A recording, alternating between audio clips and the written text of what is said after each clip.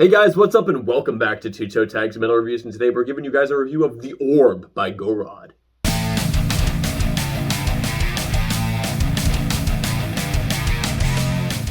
So we've been listening to this album non-stop for an entire week, and I'm going to open up the floor here and just talk about some of the stuff that I really liked about this album.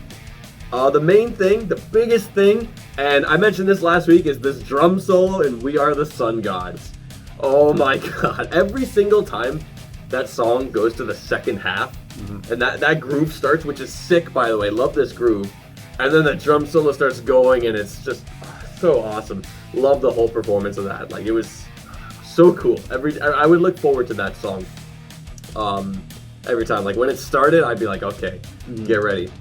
I also thought the title track was kind of good. And what was interesting about this one is that there's like a section in it, I think it's kind of like the verses, that have like this clean vocal and the drum groove is kind of just on the snare drum, and it reminds me of A Wolf at the Door by Radiohead, if you know that song, which is a pretty cool song. So it's just kind of weird that like that was the connection. I'm like, yeah, it sounds like A Wolf at the Door. What the hell? Like, it's kind of out of nowhere. Did you get any Gojira vibes from that song? Because when I listened to The Orb, I felt like it sounded a lot like Gojira. Thinking about it now with that in mind, I can see why you like see it that way. Like, I get it. Yeah. I didn't feel that way as I was listening, but like that makes sense. That makes a lot of sense with the way that the groove is going. Even kind of the sound of the cleanish vocal, you know? The sound of the vocals, the riff, the catchiness of the riff, I felt was very Gojira-esque. Now, another thing about this album that I did like was the performance, just overall. I feel like it's just really well performed. These guys did a great job, and it's technical death metal, but they kind of add sprinkles of cool stuff around here and there. And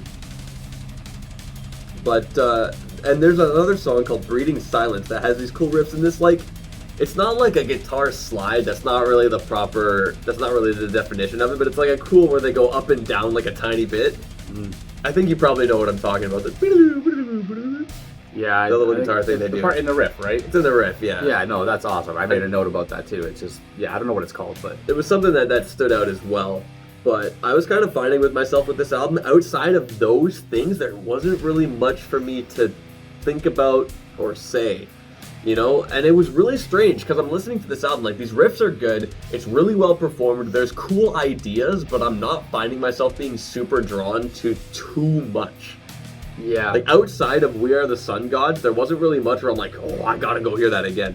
Maybe a little bit in Breeding Silence, but it wasn't something that I'd think about, like, I gotta go check it out again. It's just like, whenever it would come on, and I'd hear that, I'd be like, oh yeah, there's that cool thing. But I just found it really weird, and I'm trying to question, like, why is that? I think a part of it might be the length. This album's quite short, I believe 38 minutes? 38 minutes. Which is quite short, especially for something as technical as this. It's only like 8 tracks or something. 8 tracks, 38 minutes. Yeah, I don't know. I feel the same way. Like, I feel like they did everything right, but still didn't hit the mark.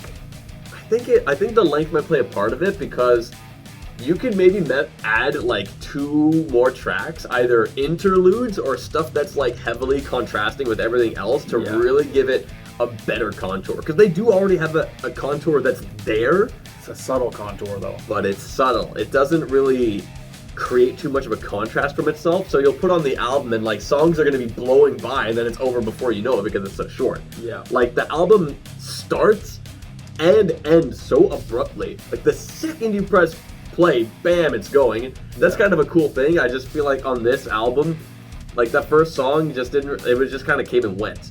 And by the time the last song is over, I keep thinking something else is supposed to happen. Like, oh, that's it? But then the album just starts again. And then, yeah, if you're playing it on loop, it just starts again. Yeah. But, you know, every time it would end, and I wasn't playing it on loop, like, I just was really ready for something else to happen, and nothing happened because that was the end. Yeah, for me, so I was looking forward a lot to We Are the Sun Gods as well during the beginning of the week because of the solo. Like, the drum solo was awesome. And it's not like, it's about 35 to 40 seconds long. It feels longer, but it's really only like 30 or so seconds. It's not that long. But through the end of the week, I started kind of getting a little bored of it. Like, okay, I've heard it already. And like, it didn't feel like a good guitar solo feels to me. And I thought that was weird because you don't hear drum solos very often. You can hear guitar solos all the time. Not like long ones like that. Yeah, like metal. Yeah, not exactly. Like, I consider this a full robust drum solo, like essentially in the song, and you don't really hear that too much. So I thought I would be like coming back to it and liking it, but it kind of died on me pretty quick, which was a little disappointing. The riffs on this album, though, I gotta give it credit there. We talked about it a little bit already, but I just want to name a couple songs that had great riffs. The Orb, which we already mentioned, which is track number 3. The next track, Savitry, has also good riffing. Breathing Silence, one of the best riffs on the album. I added to the playlist because of the riffing on this song. And the last song, Scale of Sorrows, also has great riffs. The rest of the songs, though, are like, whatever. I don't know. They didn't stand out to me whatsoever. A couple notes that I'll talk about. Track number 4, Savitry. I don't know how to pronounce it. I suck at this. Savitry. Anyways, track number 4. Let's call it that. I feel like this one stands out because it starts off really rhythmically aggressive, and then it switches back to like some melodic, like kind of stuff for a couple bars, and then switches back. It has this kind of cool dichotomy going on between aggressive rhythm and melodic kind of elements. But there was one thing, I think it was towards the end of the song or maybe in the middle somewhere, but there's some riffing that was annoying me. And it sounded like an alarm, like a phone alarm to wake up in the morning. And I was like, what? Who put this in here? Why would you, who made this decision, right? So it's one of those things that pretty much ruined what I would consider a good song, right? And that puts a sour taste in my mouth. The other thing I want to mention, and this is, again, a stupid thing, but it's something I noticed, in Breathing Silence, probably during the bridge towards the end, there's a kind of a talking part, but it sounds like Arnold Schwarzenegger. You don't know what I'm talking about. Here's the thing. Here's why I don't know what you're talking about. The album doesn't have stuff that stands out enough for me to remember exactly what you're talking about. Well, this is why I thought this would stand out. But I guess that stand out for you, but it wasn't for me. Like I totally thought I would mention this, and you would go, "Oh yeah, that part." Like, okay, so now we gotta listen to Breathing Silence after, and I gotta point it out to you because to me it sounds like it's not like a carbon copy of Arnold Schwarzenegger, but it sounds like Arnold to me. I don't know why. Maybe that's kind of funny. Other than that, I agree with a lot of the points Stevie Fish made. The album kind of comes and goes. The first track is very abrupt, and sometimes that's good on albums, and this one, it doesn't really work. Vocal performance-wise, this album's also pretty good. It's got a little bit of range. It's got some dynamics. It's got some different things going on there.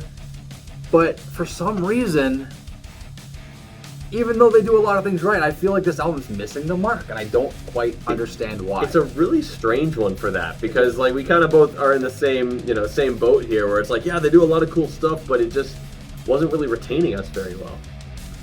Well, I'm gonna rate Gorod, the Orb, first, and I feel like I don't want to be harsh on it, but what am I trying to say here? Maybe I shouldn't have gone first. You know what? I'm just gonna say this.